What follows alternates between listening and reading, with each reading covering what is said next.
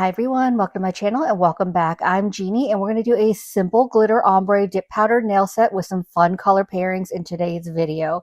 This mani was inspired by Seasons Creepings from Seton Designer Dips.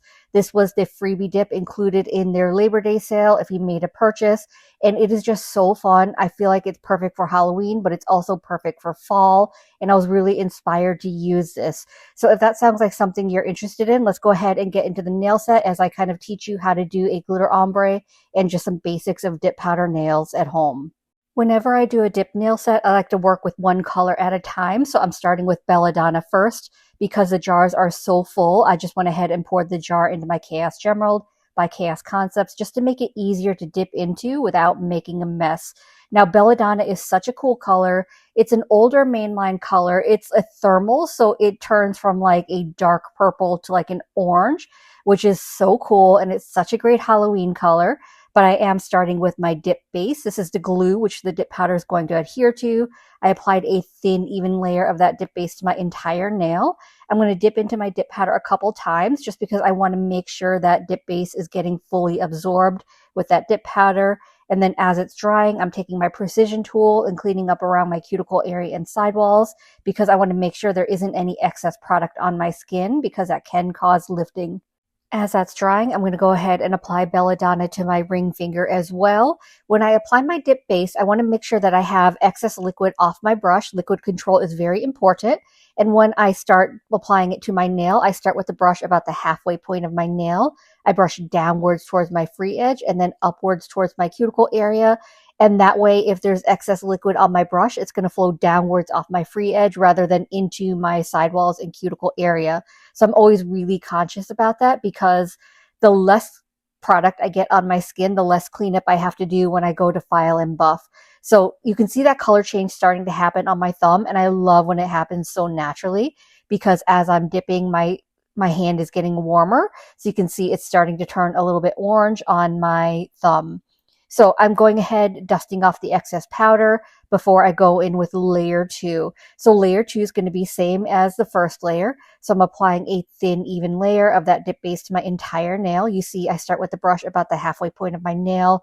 I'm brushing downwards before I go upwards towards my cuticle area. Now, I like to generally keep it to 2 layers of the color only. So if I missed any spots with my first layer, which is entirely possible, I want to make sure that I'm getting it covered with the second layer. Sometimes my dip base can dry just a little bit faster because I do wear a layer of peel base underneath. So that's why I'm not paying attention and I just happen to miss a spot in my first layer. Regardless of the reason, you can always get it with your second layer. And of course, if you want more layers than 2, go ahead. You can do as many dip powder layers as you want. I keep it at 2 because I don't wear my nails for a long time. But if they were on my natural nails, I may even do like 3 total layers of the color just so I could build up that thickness, because if your dip nails on your natural nails are too thin, they can break and crack, which you don't want to happen. So make sure that you have the correct thickness. I will also end up capping these in clear at the end when I'm done with all my fingers, but I'm going to wait till after I finish the glitter ombre, all that. So that is a 3rd layer of dip powder. Not only is it going to protect my glitters and my color from filing and buffing, it's also going to add that additional layer of strength. As I was applying my dip base, I did accidentally get a little bit on my sidewall, so I'm going to go ahead and clean that up before I dip into the dip powder. So if you can catch it before you dip in, definitely clean it up first. I was just being lazy and I used my fingernail. You can also use your precision tool as well to clean up that excess dip base before you dip into your powder. So once my 2 layers are dry, I'm going to go ahead, dust off the excess powder, and then I'm going to move on to my next color. So the next color I'm using is Nightshade. And when I was looking for colors in my drawer, I completely forgot about this one, and I can't believe I did because I absolutely love it. It's such a beautiful, like darker but vibrant purple. But the best part about it is that it glows, which makes it so fun. So when I found it in my drawer, I was super excited. I knew I had to use it for this set just because I feel like Seasons Creeping, I feel like it can pair with so many different colors, which that's my favorite type of glitters, where like it's just so like multicolored that there are so many different possibilities of color pairings. I've seen other people pair Seasons Creepings with like metallic tones, so like the coppers and the bronzes, and that's really beautiful. I feel like you could also pair it with like black, orange, berries. Like you'll see once I get into the glitter just how many dimensions there are for the colors and exactly what I mean. But I'm sure no one is surprised that I paired this with purple because I just can't help myself. And I just think it looks really fantastic with purples as well.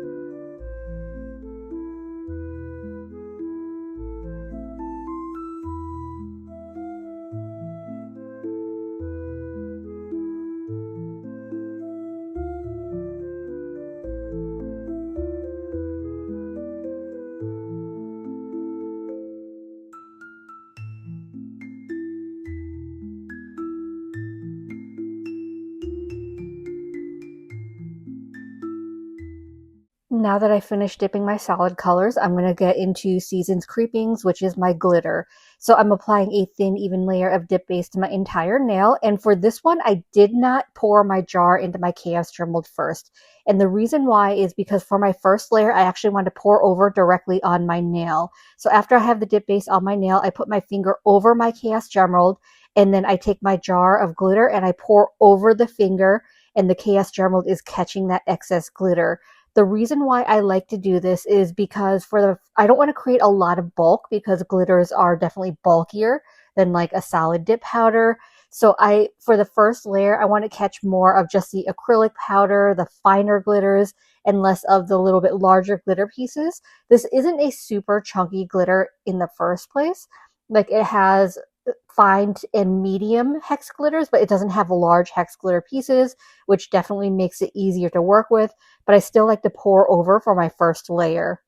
I dumped the rest of my jar into my Chaos Emerald, and for my glitter ombre, I'm going to be using this Wet n Wild eyeshadow brush that I get off of Amazon.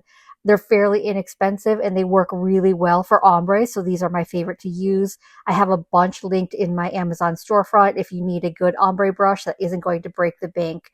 So I'm starting with my index finger, and this is going to be a glitter ombre at my cuticle area, so it's actually going to be a horizontal ombre. I think in the beginning I called it a vertical ombre, so my bad. I guess I forgot what I did. So once I have that dip base on my nail, I'm pointing my finger a little bit downwards. I'm dipping my eyeshadow brush into that glitter, and I start tapping a little above my nail and then slowly start working my brush towards over my nail. I want the most concentration at the cuticle area, and because my finger is pointed downwards, the glitter is going to kind of cascade and fade towards the center of the nail. So make sure that you're not going too far down. If you point your finger a little bit downwards, that's really going to help with like that natural cascade of the glitters towards the middle of your nail. So I'm going to do the same thing for my ring finger as well. The other thing I'll note is even though I don't do the glitter on my entire nail, I like to apply dip base to my entire nail just so the surface is even. But you can also go like just a little bit past like the halfway point of your nail, and that way like you don't get there's no chance of any glitters being stuck to like your free edge. But I just like the even layer of dip base to make my nails a little more even. But whatever you want to do, your preference, you can do. So I went ahead, I did the glitter ombre. I'm going to make sure to clean up around my cuticle area and sidewalls using my precision tool. And it's really that simple. It does move a little bit faster. So if you're newer to like tap ombre method, dry time of your dip base is important as well. So if you use a slower drying dip base, that'll be easier to use rather than like a fast dry where you have to rush around. It's better to use like a slower dry. The CN Designer Dips dip base, I'd say it's about a fast to medium. So you do have to work a little bit quicker, but I don't find that I have to rush too much. But if you're newer, you may want something even slower drying than that. So I went ahead, I dusted off the excess powder on my middle finger, and now I'm going in with layer 2. So for layer 2, I want to make sure that I've got my entire nail covered. If I missed any spots with my first layer, I want to make sure that I'm giving that covered with my second layer, because I definitely do not want more than 2 layers of the glitter. And then once I've got the entire nail covered, because I want to make sure I'm getting into like all those nooks and crannies of the glitter, so it takes me a little bit longer just to make sure like I'm getting into like all those little areas. I'm going to turn my finger upside down, and I'm going to lay my finger flat into the glitter. And that way I pick up more of those larger glitter pieces that are in here. As my dip base is drying, I'm cleaning up the glitter. So I'm pressing down, making sure that all those glitters are laying flat because I don't want to file through them if they're sticking up. I'm going to clean up the shape a little bit by pushing them in, kind of tucking them into my nail. If there's any that are like half on, half off my nail, I will knock them off. I want to make sure that I have time to clean up because that's going to make a difference when you go to file and buff. Because if you file and buff through the glitters, most color glitters are silver in the center. So you will be able to notice it. So you want to make sure that your glitters are laying as flat as possible.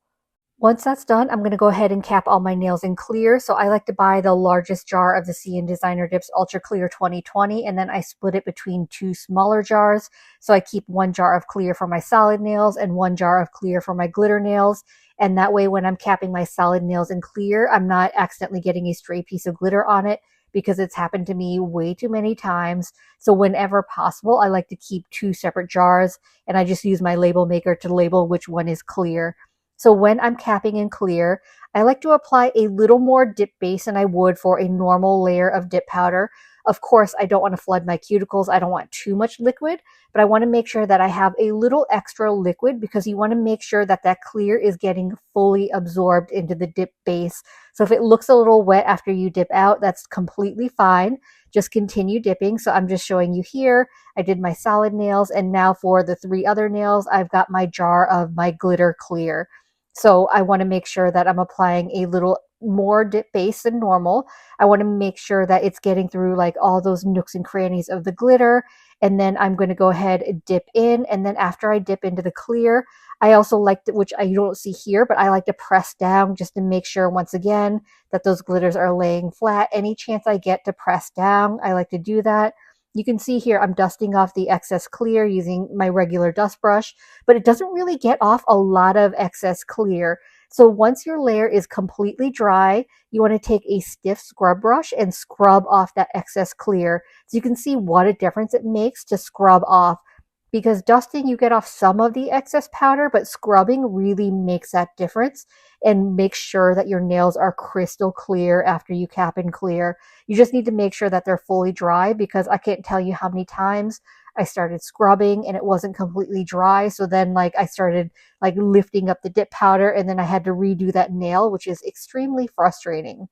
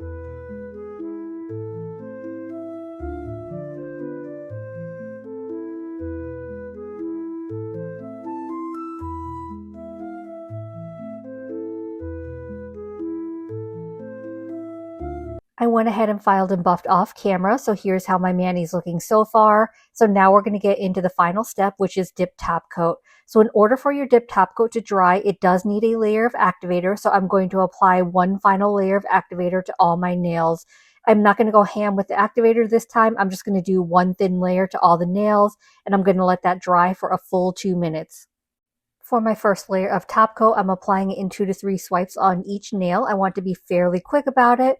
In between each nail, I'm making sure to wipe my brush on a lint-free wipe to remove any excess activator, because excess activator on your brush can cause it to harden, and you could also contaminate your whole bottle of top coat.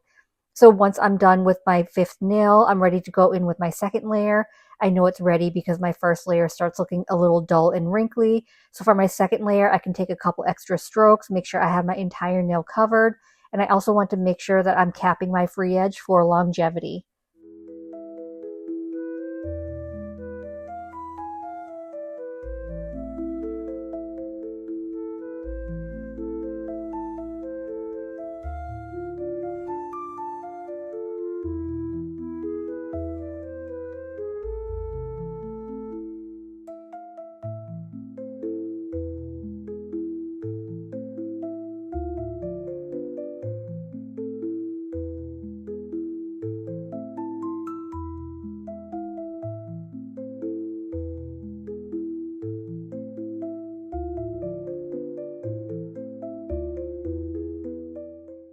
And as always, I'm going to finish off my mani by rehydrating my cuticles with my Scales of Mermaid cuticle oil.